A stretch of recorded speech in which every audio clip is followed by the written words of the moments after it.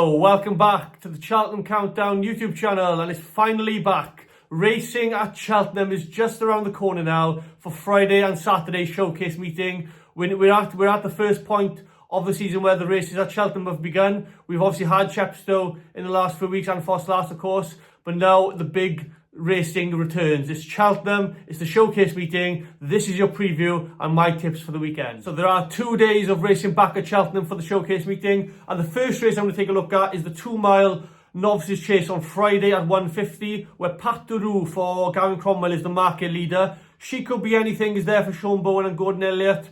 San Salvador, Jazzy Marty and Noble Anthem complete the field. Favourite Pat Duru is yet to win the race over fences in 10 starts, but I think this is where he stops the rot.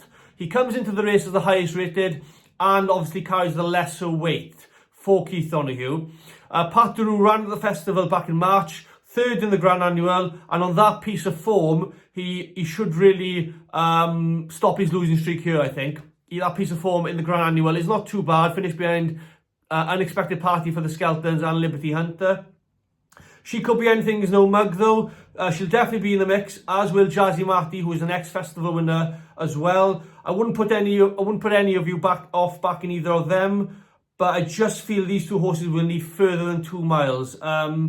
San Salvador, he brings some good level of form into the race, winning his last 2 races, one in September at Listowel, where the second of that race has gone on to win a Grade 3 Novice Chase at Punchestown. So he does bring some decent level of form into Friday's card. But my first tip of the weekend is Pat Duru in the second race at Cheltenham on Friday.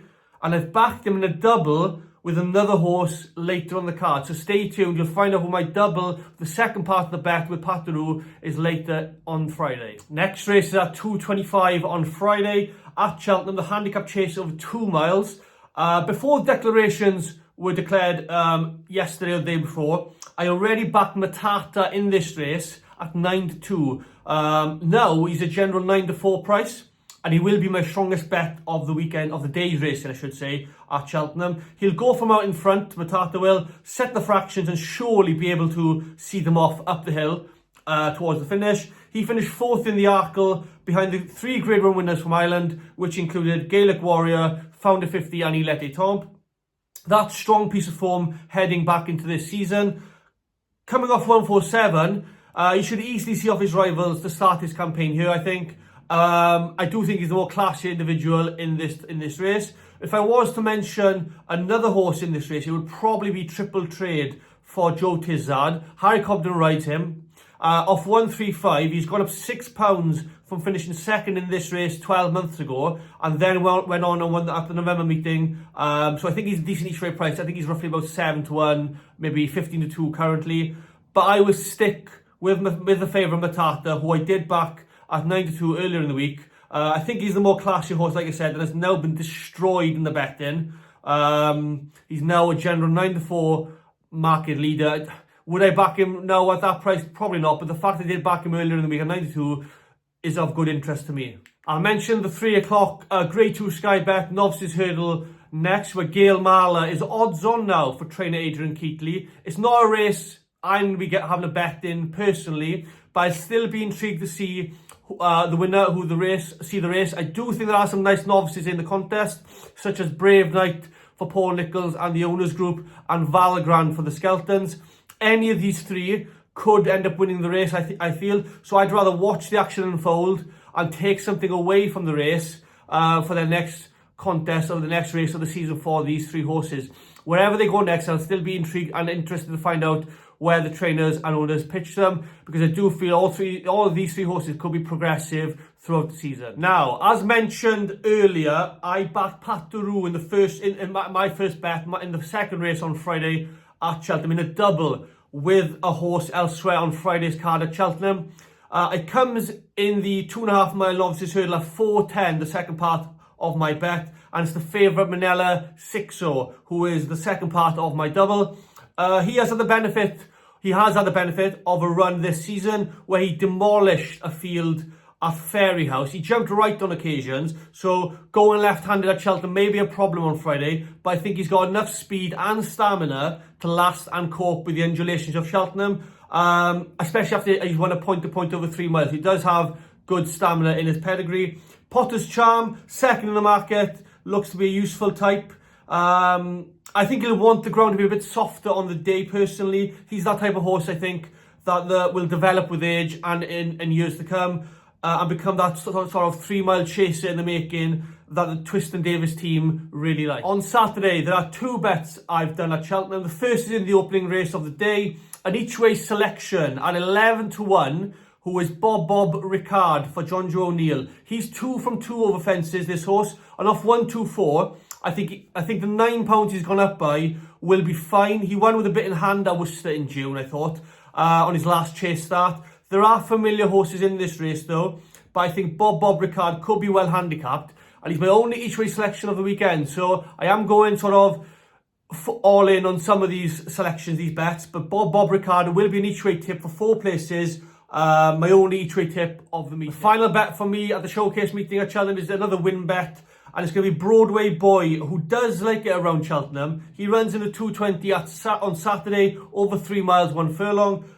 He's the current favourite at 130. I backed him, I think it was yesterday, at 5-1, and I think he'll land another victory for Sam and Nigel Twist-Davis. Again, it's a good little race with notable horses in it, such as Lamilos, Does He Know, and Vanillier, who finished second or third the Grand National a couple of years ago.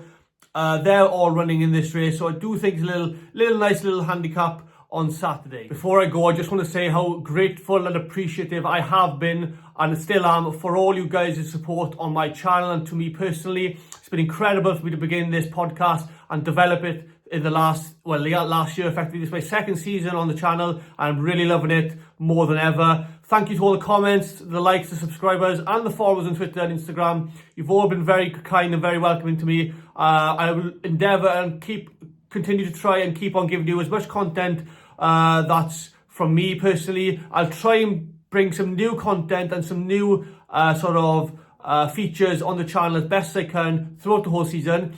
But like I said, I'm really enjoying what I'm bringing to you guys each week, each month, and I hope you all can continue to watch me throughout the season. Some racing news now on the Cheltenham Festival front. We do know that Gordon Elliott has announced that Brighter Days Ahead, his superstar mare in his stable, will remain over hurdles this season. She'll probably target the mares herd at the festival.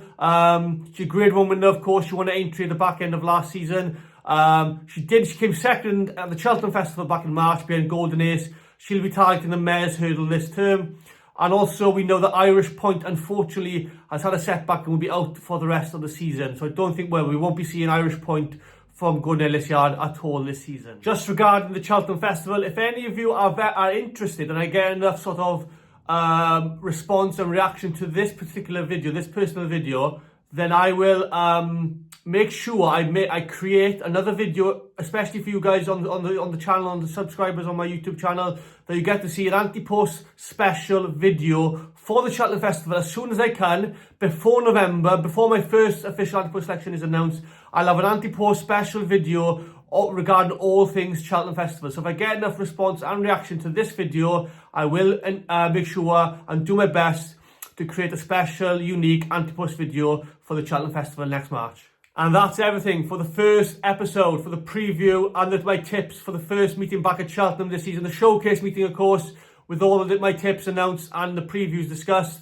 Like I said, if I do get enough reaction, likes, comments, subscribers, anything on this video, I will do my best to create a unique special anti-post video for the 2025 Cheltenham Festival. All races that are out at the moment in the market, I'll do my best to create a special anti-post video on all those markets. Thank you so much for watching this video. If you haven't subscribed to the channel, please do so. It only takes a second. It doesn't take too long. It doesn't cost anything either. And I hope to see you all very soon. Enjoy Cheltenham for the next few days, guys. It's going to be one hell of a ride.